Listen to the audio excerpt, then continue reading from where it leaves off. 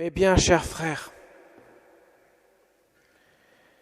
si quelqu'un vient à moi sans me préférer à son père, sa mère, sa femme, ses enfants, ses frères et sœurs, et même à sa propre vie, il ne peut pas être mon disciple. Mes bien chers frères, vous allez vous dire, Jésus en demande beaucoup. C'est clair. Il ne se satisfait pas de la demi-mesure, il veut la totalité de notre cœur. Il nous demande de le préférer, lui, à toute autre personne, y compris à ceux que vous aimez les plus chers au monde. Il demande que Dieu ait la première place. Alors pourquoi ? Veut-il dire qu'il faut moins aimer les siens que Dieu ? Non. Il faut aimer Dieu de manière absolue pour pouvoir aimer les siens en vérité. Alors ça veut dire quoi ? Ça veut dire concrètement, Dieu est la source de tout amour. Rien en dehors de lui ne peut exister, rien en dehors de lui ne peut être aimé si lui n'est pas au cœur. Parce que l'amour vient de Dieu. Tout amour que nous recevons, qui habite notre cœur, vient de Dieu. Si nous aimons Dieu en vérité, si nous aimons Dieu plus que tout, Dieu nous aidera à aimer véritablement les autres, y compris nos plus chers, pas seulement de manière affective, mais véritablement. Comme Marie, comme la Vierge Marie a aimé son Fils, véritablement, et au pied de la croix, elle a fait cette expérience extrêmement douloureuse de l'amour, qui conduit jusqu'au détachement de tout. Elle s'est détachée pour aimer Dieu en son Fils, plus que tout. L'amour de la Vierge Marie envers son Fils est pas seulement d'un amour d'une mère envers son enfant, c'est prioritairement, avant tout, l'amour d'une femme pour son Dieu, de l'homme pour Dieu. Et ça change tout. Ça veut dire que je dois aimer les autres dans l'amour de Dieu. La charité que je reçois comme vertu théologale, ce n'est pas autre chose que d'aimer ceux qui me sont chers, comme ceux qui ne le sont pas d'ailleurs, avec l'amour de Dieu. Ce qui fait que mon amour sera beaucoup plus vrai. Il ne sera pas marqué par l'affection que j'en reçois, ou que je ne reçois pas d'ailleurs. Il sera un amour plus véritable parce qu'il sera davantage comme celui de Dieu, un amour gratuit. Dieu m'aime en me donnant l'existence. Et quoi qu'il arrive, il m'aimera du même amour. Son amour n'est pas variant. Son amour est total. Il nous aime plus que nous pouvons nous aimer nous-mêmes. S'il demande cela aux foules qui le suivent, c'est que véritablement il veut montrer ce qu'est le disciple du Christ. Le véritable disciple, c'est celui qui vit de l'amour de Dieu. Pas seulement celui qui applique des commandements, pas seulement celui qui dit des prières, pas seulement celui qui fait des choses pour Dieu, mais celui qui vit de l'amour de Dieu. Quand saint Paul dit dans l'Épître aux Corinthiens, « J'aurais beau me faire brûler vif, s'il me manque l'amour, cela ne sert à rien », c'est pour véritablement marquer les esprits que l'amour de Dieu est la source même de ma vie spirituelle. Me faire brûler vif, c'est pas rien. Personne ne veut se faire brûler vif.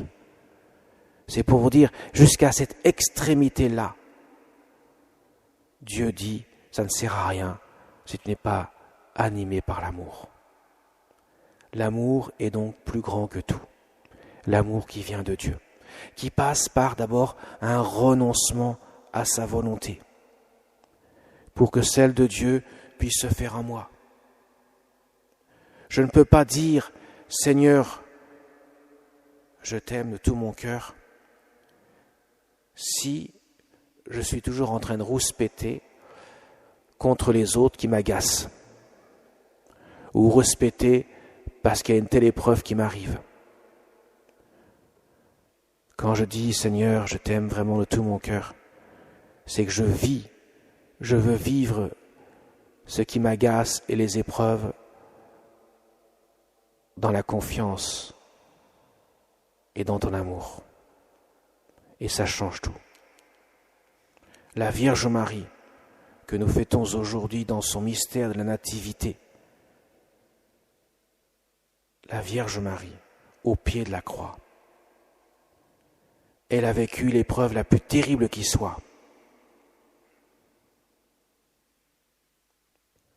Voir son Dieu, qui est son Fils, est accablé d'une souffrance inimaginable. Pas un seul homme a pu endurer une telle souffrance en dehors de lui. Tout homme qui aurait vécu un tantinet soit peu une pareille souffrance serait mort depuis bien longtemps. Donc Jésus a enduré tout cela. Et Marie est restée debout au pied de la croix, accueillant humblement, dans la foi et la confiance, ce mystère, car c'est un mystère indicible, ineffable, un mystère qui dépasse tout ce que l'homme peut imaginer. Elle a offert cela à Dieu. Elle savait que Dieu pouvait toutes choses, que Dieu est plus puissant que les événements. Mais si Dieu permet telle chose, permet une telle chose, c'est qu'il y a un motif que je ne vois pas forcément mais qui me dépasse. La croix, la chose la plus abominable que la terre ait portée, parce que nous avons mis le Créateur sur la croix, nous, la créature, a transformé cela en le plus grand don qui soit, le don de sa vie, dans son humanité, pour que sa divinité puisse resplendir dans nos cœurs. Mes chers amis, le mystère de la croix doit nous éclairer profondément sur toute notre vie de chaque jour. Nous avons plein de croix chaque jour à porter. Et Jésus nous demande de les porter avec amour, et pas en rouspétant, avec amour. Ça veut dire, Seigneur, dans cette croix-là, je peux me sanctifier, parce que je peux recevoir la grâce qui découle de la croix même, pour que je puisse vivre cela dans la confiance. Jésus, j'ai confiance en toi, dit Jésus à Sainte Faustine, de le faire marquer sur le tableau de la miséricorde, pour que toute âme qui s'approche de lui s'approche avec la confiance. Jésus le dira, et le dira maintes fois à Sainte Faustine, dis aux âmes qu'elles s'approchent avec moi, auprès de moi, avec la confiance. C'est le sens même de ce que Jésus veut nous révéler dans l'Évangile. Si je n'aime pas Dieu plus que tout, je ne peux pas le suivre. Si je ne peux pas le suivre, je ne peux pas recevoir son amour. Voilà pourquoi Jésus insiste beaucoup là-dessus. Et voilà pourquoi le salut, c'est la petite porte que je dois saisir dans mon cœur. La porte de l'humilité. Parce que c'est là que Dieu passe, par le cœur qui s'abaisse, pour que le cœur puisse se laisser revêtir de la force de Dieu. Mais si j'avance devant Dieu et je dis « Seigneur, je mérite cela, Seigneur, j'ai fait ceci, Seigneur, je suis un bon chrétien, Seigneur, je fais ceci, cela, etc. » Si je m'avance auprès de lui et je mets en œuvre ce que j'ai fait, Dieu dira « Je ne te connais pas ». Parce que ce n'est pas ce que j'ai fait, c'est pas mes mérites. Ce n'est pas ce que j'ai à mettre en valeur devant Dieu qui a du poids. Ce qui a du poids devant Dieu, c'est la miséricorde que j'accueille. Quand la Vierge Marie se présente devant Dieu, devant Seigneur, par l'intermédiaire de l'ange Gabriel, elle ne dit pas « je suis toute pure, c'est grâce à moi ». Elle dit « je suis l'humble servant du Seigneur, que tout se fasse pour moi selon ta parole ». Elle s'en remet pleinement, en toute confiance en Dieu. C'est l'attitude véritable de la Vierge Marie. Depuis sa tendre enfance, aujourd'hui nous fêtons la nativité de Marie. La Vierge Marie est née sans le péché originel, en toute confiance. Elle a mis son cœur à désirer ce que Dieu désirait. Alors demandons par son intercession que nous puissions nous aussi, à l'exemple de la Vierge Marie, suivre les pas du Seigneur en apprenant à l'aimer véritablement, en nous laissant ressourcer, nourrir par le sacrement de l'Eucharistie que nous allons recevoir dans quelques instants.